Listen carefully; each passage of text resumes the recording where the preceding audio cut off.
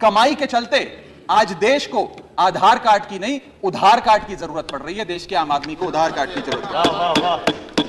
और सर, आज इस बहस को सुन रहे भारत देश के करोड़ों लोगों को मैं कहना चाहूंगा कि यह सरकार आप सबको गरीब कर रही है। गरीब सिर्फ वो नहीं सर जो सड़क पे कटोरा लेकर भीख मांग रहा है, हम सब गरीब हो रहे हैं। गरीब इसलिए हो रहे हैं कि हमारी आमदनी नहीं बढ़ रही, लेकिन महंगाई बढ़ती जा रही है। सर, मैं उदाहरण देता हूं। एक शख्स जो 20,000 रुपए महीने के कमाता था और 18,000 रुपए खर्च करता था, वो महीने का 2,000 रुपए बचाता था। आज उसकी आमदनी 20 की 20 है, 20,000 है, लेकिन खर्चा 18,000 से बढ़कर 25,000 करोड़ हो गया। यानी कि 20,000 की आमदनी, 25,000 का खर्च, 5,000 रुपए की नुकसान का खामियाजा का कर्जा देश का एक एक आदमी भुगत रहा है। सर, मैं बताना चाहूंगा, सुनिए मेरी बात ध्यान से। जब 2014 में महंगाई का आलम देखिए सर, 2014 में जब यह सरकार बनी थी तो पेट्रोल 55 रुपए प्रति लीटर पे बिकता था। आज पेट्रोल 100 रुपए प्रति लीटर पे बिकता है। डीजल 45 लीटर पे बिकता था, 45 रुपए प्रति लीटर। वो डीजल आज 90 रुपए प्रति लीटर पे बिक रहा है सर। एक गैस का सिलेंडर 400 रुपए का मिलता था बाजार में 2014 में जब इनकी सरकार आई थी। आज वो गैस का सिलेंडर 1100 रुपए का हो गया सर, 1100 रुपए का। दूध 1 लीटर 36 रुपए का मिलता था, दूध आज 60 रुपए प्रति लीटर हो गया है। और सर, सीएनजी 40 रुपए प्रति यूनिट प्रति केजी मिला करती थी, आज वो सीएनजी 80 रुपए प्रति यूनिट मिलती है सर। सर, इस देश में जब प्याज के दाम 100 रुपए प्रति केजी के ऊपर हो गए और इस सदन में हंगामा हुआ तो माननीय वित्त मंत्री जी ने कहा कि मैं प्याज नहीं खाती, तो मुझे उनके भाव से, प्याज की कीमतों से कुछ लेना देना नहीं है। ये मेरा विश्वास है सर कि माननीय वित्त मंत्री जी आटा, चावल, दाल, दूध, दही, पनीर तो अवश्य खाती होंगी, क्योंकि इन सब के भाव बढ़ गए।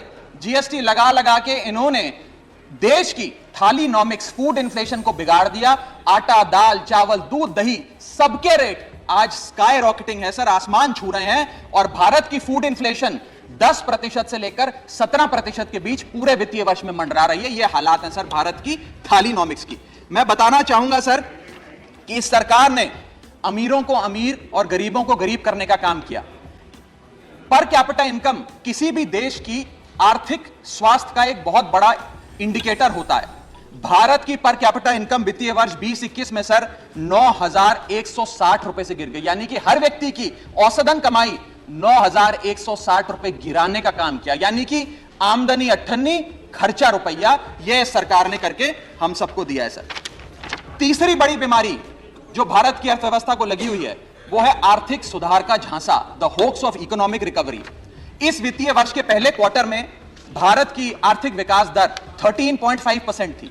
दूसरा क्वार्टर आते आते, जिसे फेस्टिवल क्वार्टर कहते हैं, जिसमें बड़े बड़े त्योहार आते हैं, जिसमें खपत भी बढ़ती है, उत्पादन भी बढ़ता है, मांग भी बढ़ती है, उस क्वार्टर में आर्थिक विकास दर 13.5% क्वार्टर 1 के मुकाबले गिरकर 6.3% पे आ गई सर, यानी कि आधी हो गई। और अगर आप पिछले साल के क्वार्टर सेकंड से दूसरी तिमाही से कंपेयर करें तो क्वार्टर ऑन क्वार्टर 2021 में 8.4% दूसरी तिमाही की ग्रोथ थी, और इस बार इस क्वार्टर में जो अभी समाप्त हुआ 6.3% है। यानी कि भारत की आर्थिक विकास दर घटती जा रही है। और मुझे बड़े दुख से कहना पड़ रहा है कि जब वित्त मंत्री जी फरवरी में वित्तीय वर्ष 23-24 का बजट प्रेजेंट करेंगी, तब भारत की चौथी तिमाही की आर्थिक विकास दर 5% से भी नीचे होगी, which is unprecedented in recent time sir. यह भारत की इकोनॉमिक ग्रोथ की हालत है। और यह वर्ष तो जो बीत गया, इस वर्ष तो आपने आर्थिक जो विकास दर था उसकी ऐसी तैसी कर दी। अगले साल के आर्थिक विकास दर के आंकड़े सुनिए। सरकार चाहती है हम 8% पे आगे बढ़ें। वर्ल्ड बैंक कहता है वित्तीय वर्ष 23-24 में हम मात्र 6% पे ग्रो करेंगे।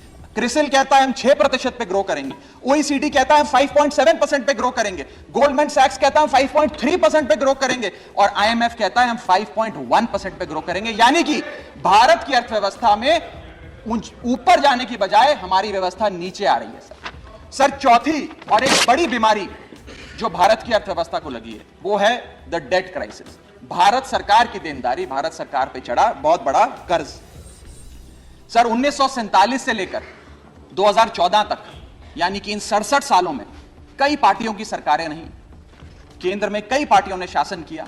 इन 67 सालों में तमाम पार्टियों की सरकारों ने मिलकर कुल कर्जा 55 लाख करोड़ का लिया था। और बीते 8 सालों में 2014 से 2022 में इस बीजेपी की सरकार ने कुल कर्जा 85 लाख करोड़ रुपए लिया। यानी कि एक तरफ 67 सालों का, बीते 67 सालों का 55 लाख करोड़ का कर्जा, और इस सरकार ने अकेले 8 सालों में 85 लाख करोड़ रुपए का कर्जा ले लिया। मैं पूछना चाहता हूं इनसे कि ये तो मुफ्त की रेवड़ी भी नहीं बांटते, ये तो मुफ्त की रेवड़ी में भी विश्वास नहीं रखते, तो फिर इनका कर्जा इतना कैसे बढ़ता जा रहा है? ये पैसा जा कहां रहा है, किसकी जेब में जा रहा है? दोस्तवाद की नीति के तहत कौन से इनके दोस्त हैं जिन्हें फायदा पहुंचाया जा रहा है? ये मैं पूछना चाहता हूं सर 2014 में जब भाजपा की सरकार बनी तो government debt to GDP ratio 40% था, मात्र 40%।